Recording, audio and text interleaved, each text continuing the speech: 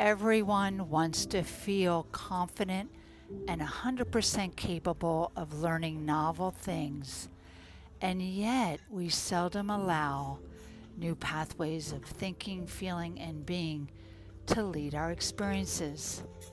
Thanks for joining us for Season 2, Live into 5D, Waking Up Our Nature, with Deanna Miller and Vicki Oleski. Hey there, welcome everyone. And we are joined by Deanna Miller from Deanna Miller Studios in Central in the province, but western in Canada. I'm in Alberta. Oh, okay. All right. When I visualize you going home from class, I know that you're going north and you're kind of west, but are you completely west? Are you on the coast of Canada? No, British Columbia is one province over, so we're the province that's nestled beside it. So when I come home after visiting you, I'm going straight north and a little bit east. Oh, okay. Okay, Yeah. great. Good to know. So you're picturing it almost perfect. Okay, that's where I've got you in my brain. Yeah, I get it. That's how I visualize too.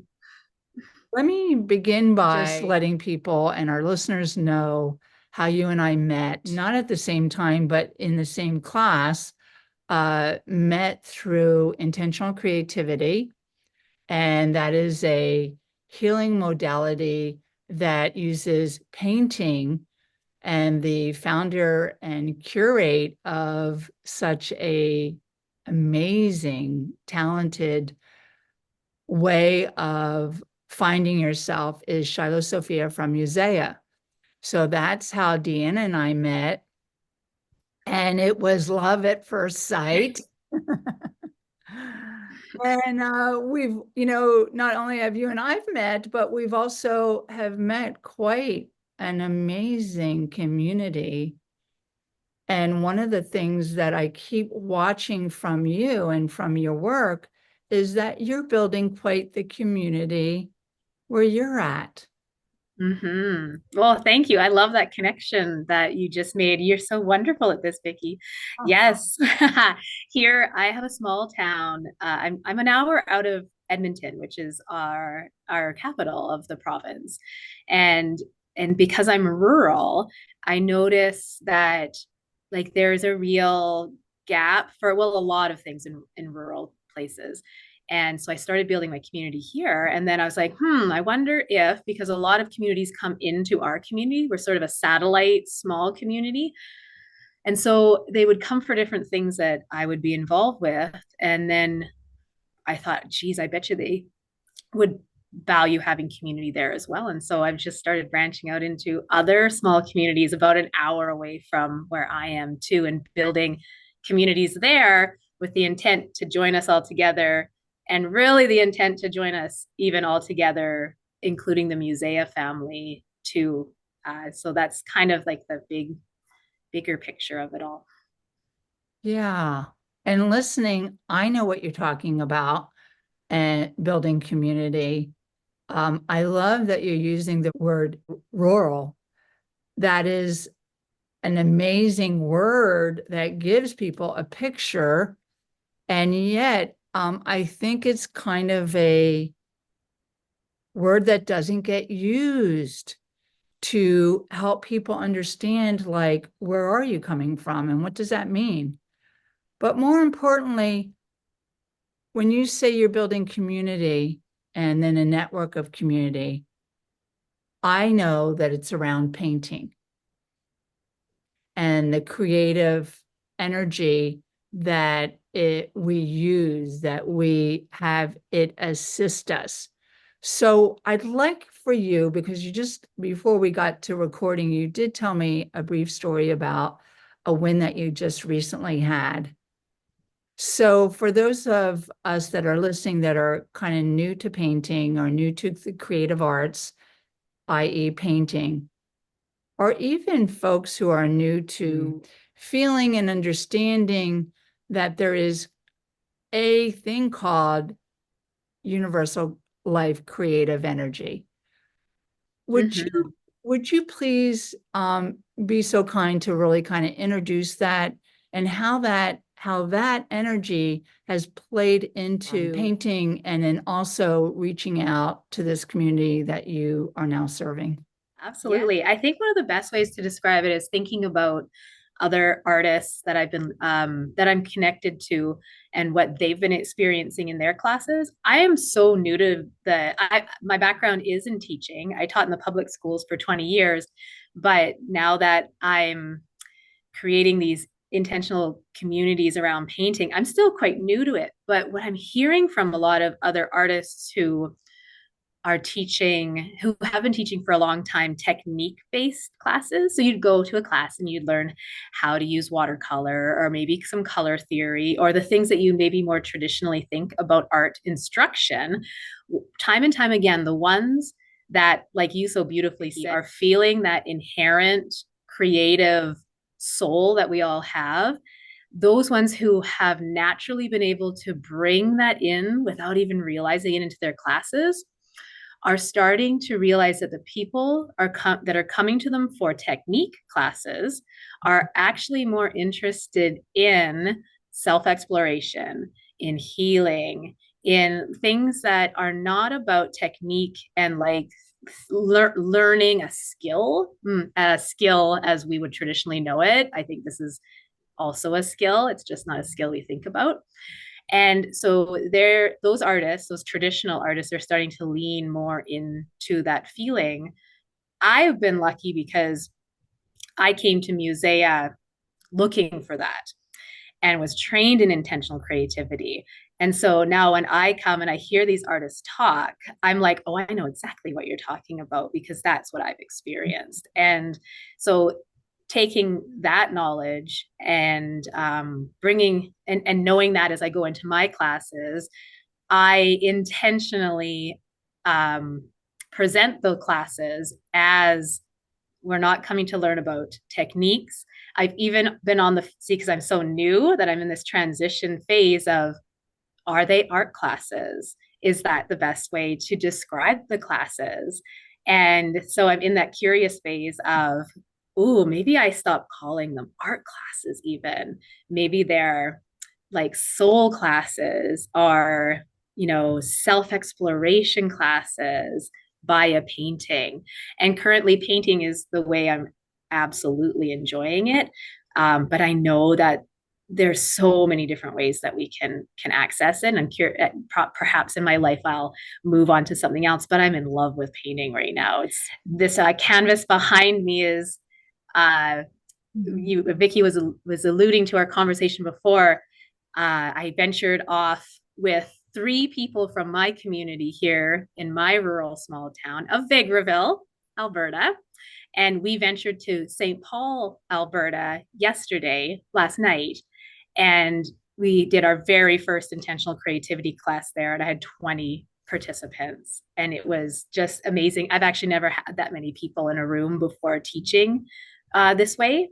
And this was part at the end of our community canvas. And this canvas is going to travel as part of that intention that I said about building communities, bigger connections. And this is like an actual tactile thing that will come to all of my classes and get painted by all the classes. So just connecting, building those communities and then connecting those threads and interweaving them together. You bring up the idea of painting art, soul, and early on in that riff that you went into, what I got to see is that one of the most important values for me with our community, yours and mine, with Musea, that community, and it's an international global community now, has been for quite a while, is that I feel so at home with my language. I feel so at home with the witnessing of if people don't really understand what I'm saying, they drop farther down to really listen to the connection that is wanting to get made. And so often when when you and I have been in class, but also now that, you're teaching, I'm teaching, you're painting, I'm painting, but we just got done apothecary at Musea. And the theme for me that I'm pointing to is that so often all of us want to learn technique. Hmm. How did you do that? And here's the thing. I used to steer away from technique because I found it to be a little too full of structure. Hmm. And I'm more like finding your own structure and finding your own voice and finding that well that's in that wants to get out and expressed. Here's the thing. Right in that channel of wanting it, not wanting it, is Hmm. I think this, yeah, right, is this Hmm. nuance that we all have to feel into. Because even though we may be given or follow a technique, it has to come through our neurology anyway. Hmm. Yes, you speak so well about that, Vicky. And I think that's even my feeling between, is it an art class, is it a soul class? Is there is a sweet spot there between both of them. And without like guidance and an intention to anchor what you're working on, it's just it's a little harder to find that, because you're right, our soul wants that. That's where that inherent always has been here, like intention. Creating with intention is just a part of who we are, and I think our soul really longs for it. It's how to do it. It's how it seems like the simplest thing for people who've been in the community and we understand it and we have our language, but it's one of the hardest things for people in their daily life to be able to drop into, especially when it comes to that creative part, because all those things that we've been told about what it means to be an artist, they tend to get in the way. Like, what is good art? What is like what is an artist? Even last night I asked, my favorite question always is to ask who here is an artist, and they raise their hands. And in a class of 20 people, 5 people raised their hands, and this was at an art society. So I know many people take classes here, at least half the people they had seen before in classes. So I already kind of know what's going to happen before when I ask that question, because people are reluctant to call themselves artists. And truly, we all are creatives. Um, the word artist can sometimes get all conflated with lots of different things we put on it. But yeah, that technique, when we get into the technique part of it, then what I found for me personally, I was sort of a self-taught artist. I didn't go to school and get a fine arts degree. I went and took classes as life went along, and they were all traditional classes on different mediums. And I loved going to classes. I loved the community. I loved interacting with my instructors. I love getting instruction. My brain just naturally works that way. It likes to be invited into situations. So I love a story. But when I would just get down to the painting, which was all observational painting, looking at an image, replicating it, I found I wasn't having any fun. Like it was work, and I was good at it. And when the final piece was done, it was great, like probably better than average. But I had an empty feeling still. And I just remember reading stories and hearing artists talk about like this joy of being in flow. And I wasn't experiencing it. It was just more work. And I was already a busy mom, a busy teacher. I had a busy life. And I was so sad because, like all of us, I have this need to create inside of me. And I knew I needed to do it, but I wasn't enjoying it. And so there was this conflict happening. And so that's when I kind of cried out to the universe, like, send me my mentor. And then I was gifted this beautiful community to teach me you can be in the moment. And that's maybe, Vicky, something you can talk to a little bit more too about, what that means to like just be in the moment with your paintings, which are gorgeous. I see the one behind you there. The creative flow is really about novelty.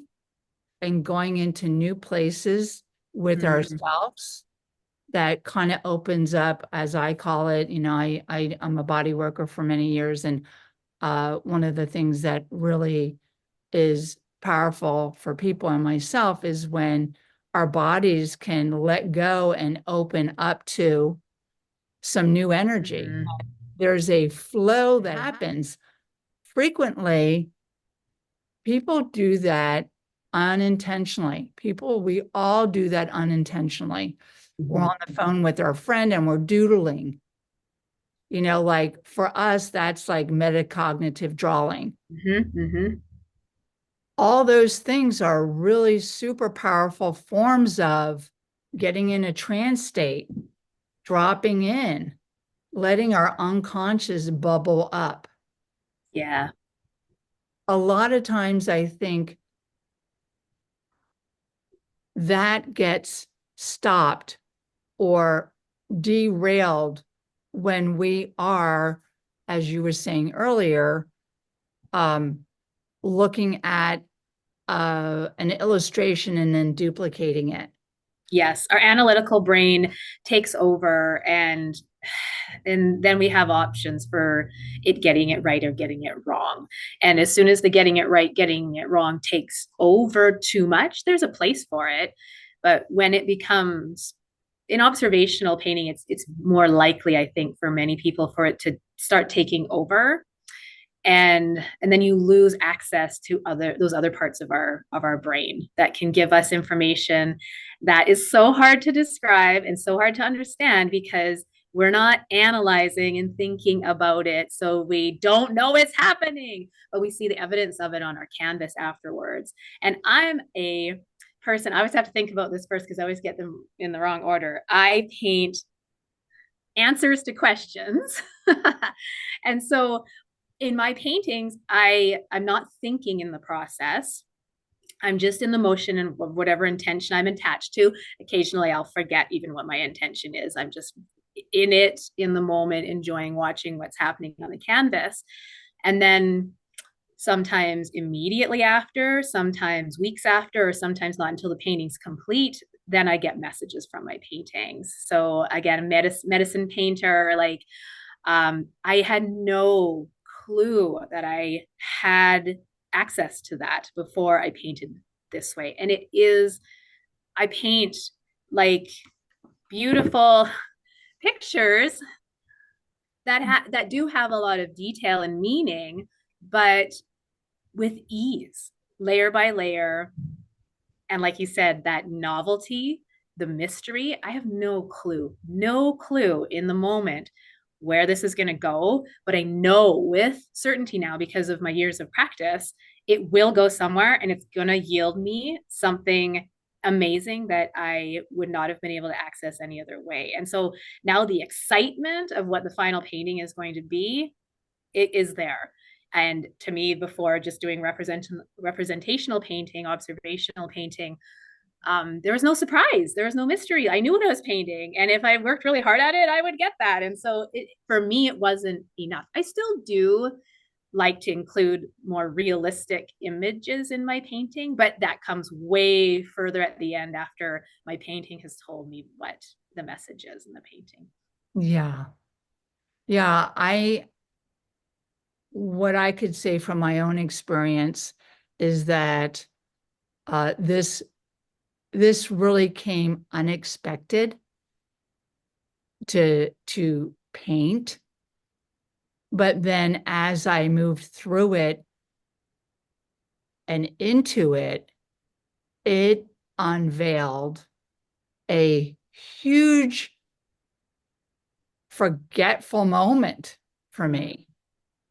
And I'm saying that because in working with individuals through painting or coaching or body work or whatever yoga classes, so often we've wanted to get there, be at the portal or get going with something for Mm-hmm. so long that once we're there, we're like hurrying still. And Mm-hmm. so that whole thing, that whole behavior is really what we're unwinding. Last year, it was my That's first so very true. painting.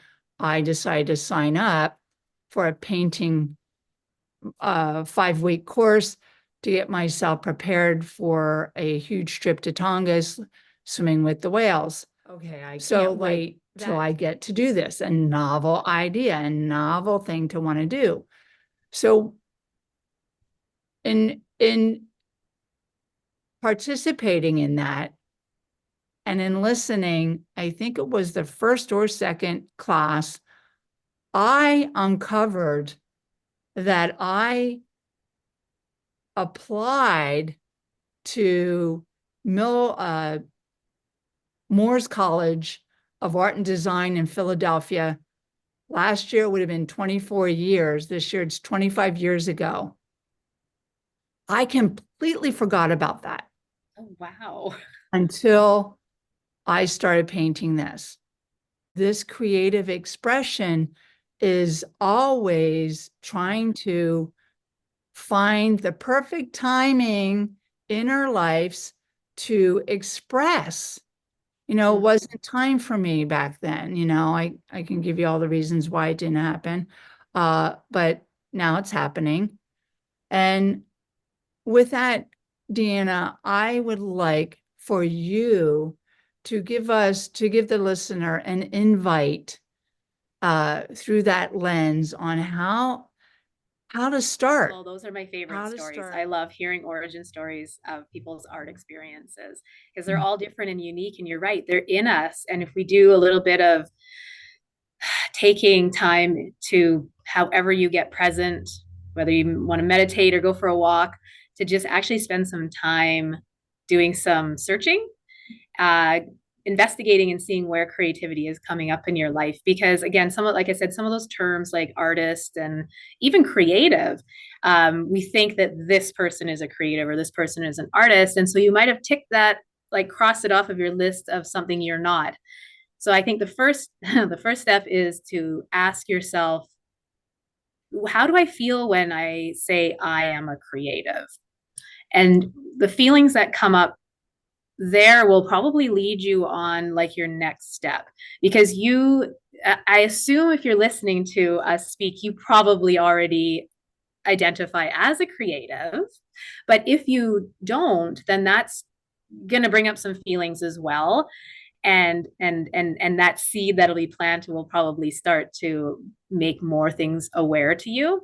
But if you are like, yeah, I feel like I'm a creative, then I would take a look at what's happening like currently in your life. Like, what are you feeling drawn to, or what have you always been curious about? And sometimes the thing that you think, oh, I couldn't do that, or I'm not this, could potentially be the one. So if you've like, I've always, oh my god, I love looking at paintings, I could never do that, that's probably a good route to start sniffing around there, because you can. And FYI, like me and the paintings that are hanging on my wall, those were hours and hours and hours, and in some cases years of practice, and then hours and hours and days and months and weeks to get to that point.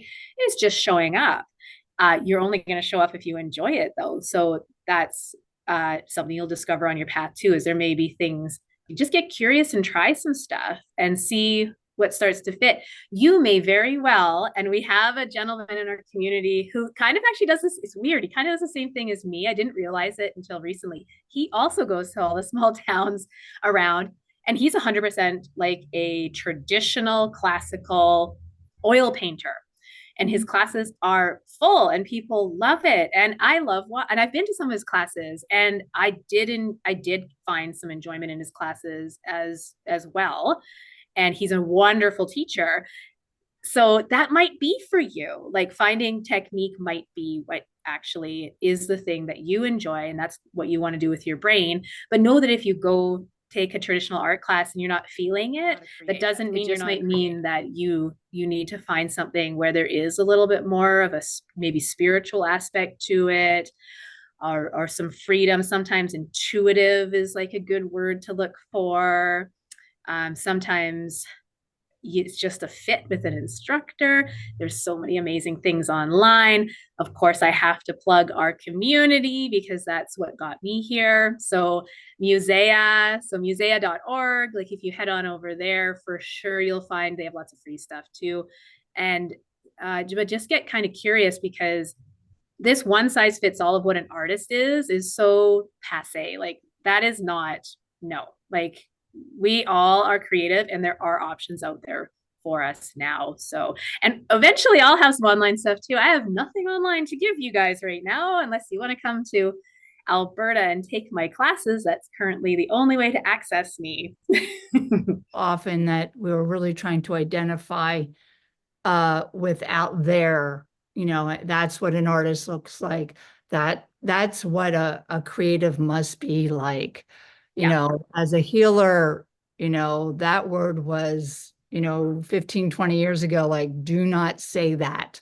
Yeah. Now, it's like, again, coming back to our listeners and having you just like move into uh, something that you have wanted to do or create. We are always building these tiny muscles inside as Mm-hmm. part of what, when we paint on a canvas, there's layer after layer after layer after layer. And then finally we start to feel like, okay, that's enough.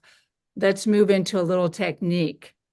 Exactly. Yep. You get that muscle just strong enough that, and this whole concept of working layer by layer, it applies. Like I kind of got it and it clicked through painting.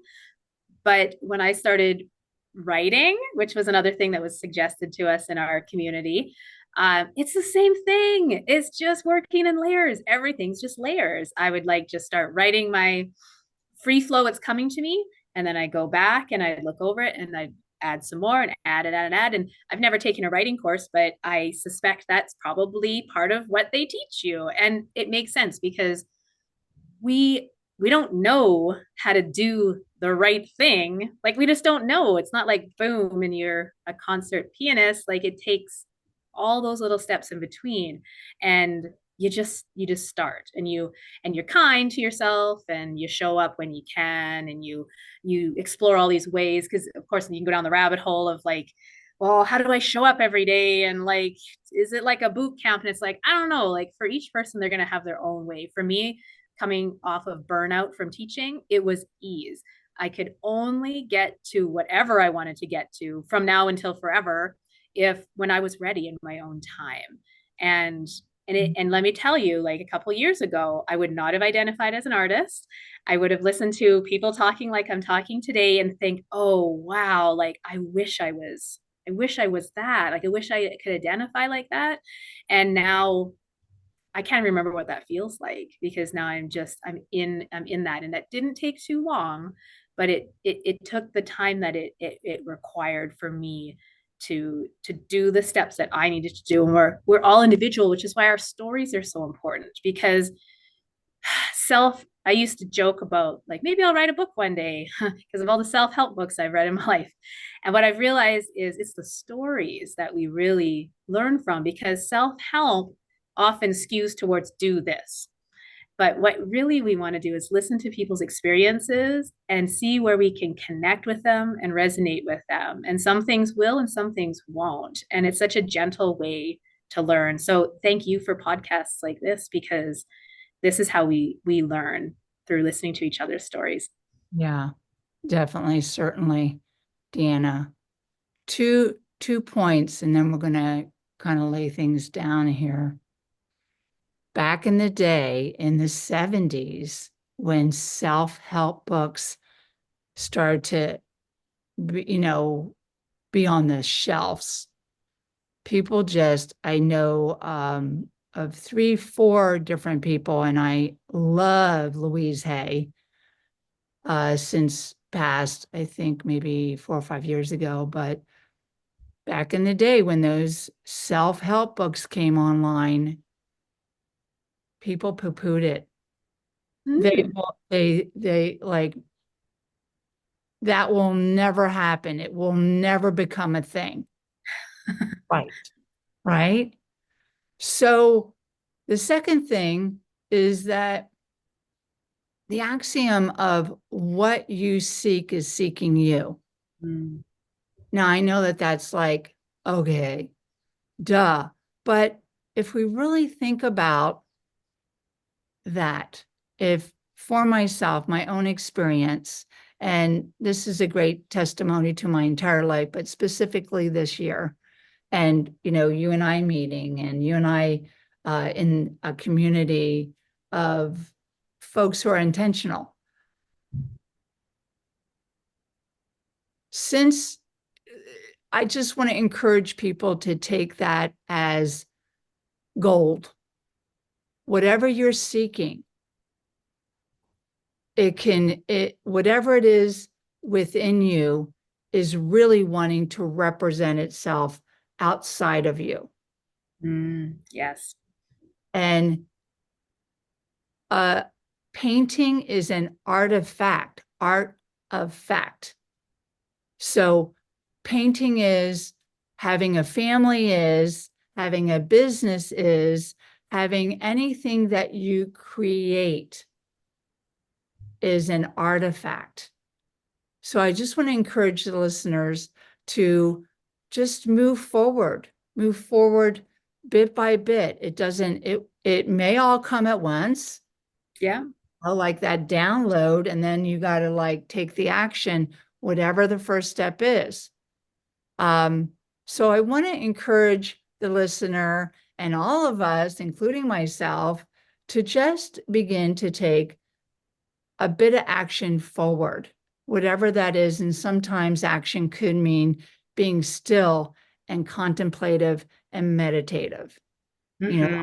That's a conscious action. So, Deanna, let's remind people where they can find you, where they connect with you. Where can people reach out?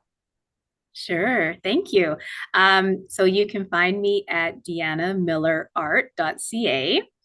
It's my website. That's where all my classes are. And you can also watch me on at Prairie Artist on Instagram. And so I share a lot of videos of what I'm up to on there. Another really fun thing that I enjoy my real drivers in life are connecting and beauty. And I love making beautiful things, including reels and paintings and Mhm. studio spaces. And so yeah, so I'm proud of how far I've come with my video making. So if you want to kind of see what it's like to live in my little mind, then that's a good place to connect with me too. And like I said, I'm actually just joining a business course in July to get focused.